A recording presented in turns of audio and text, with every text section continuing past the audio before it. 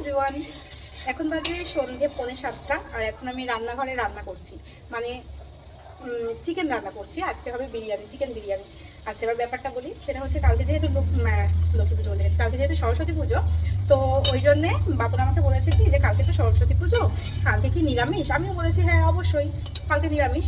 তো এই জন্যে বলেছে তাহলে আজকে একটু বিরিয়ানি করবি। আমিও তাই জন্যে বিরিয়ানি করছি। এই হচ্ছে চিকেন, যেটা ম্যারিনেট করা আছে, এটা এবার এর মধ্যে দেবো। আর মেন কথা হচ্ছে আজকে রাতটা পোহালেই কালকে সরস্বতী পুজো। আর এইরকম দিনে যখন স্কুলে পড়তাম তখন মানে সরস্বতী পুজোর আগের দিন সে কি এক্সাইটমেন্ট আমাদের, যে স্কুলে যাব শাড়ি পরে অঞ্জলি দেবো, মানে কোনো রকমের অঞ্জলিটা দিয়ে কখন স্কুলে যাবো, মেন ব্যাপারই এটা।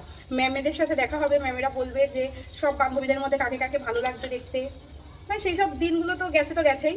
আর সেই এক্সাইটমেন্টের এখন বিন্দু বিসর্গ বাকি নেই, কারণ আমরা সবাই বড় হয়ে গেছি।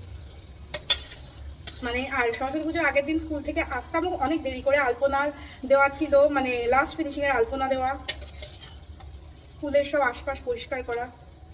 যাই হোক, এখন আমি বিরিয়ানি বানাচ্ছি।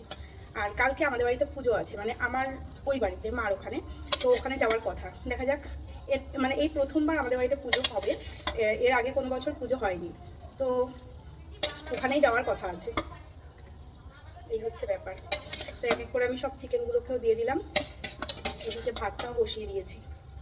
আর যার অর্ডারে আজকে বিরিয়ানিটা করছি তার এখনও মানে সে এখনও বাড়ি আসেনি, কারণ আজকে তার ছুটি হবে। আর আজকে অনেক আনন্দ তার, কারণ আজকে ছুটি হবে, আবার সে মঙ্গলবার অফিস যাবে, কারণ টানা 4 দিন ছুটি।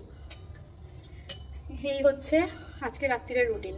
এইখানে আলু, ডিম, বেরেস্তা সব কিছু ভেজে রেখে দিয়েছি। তো চলো রান্নাটা করে নিই আগে।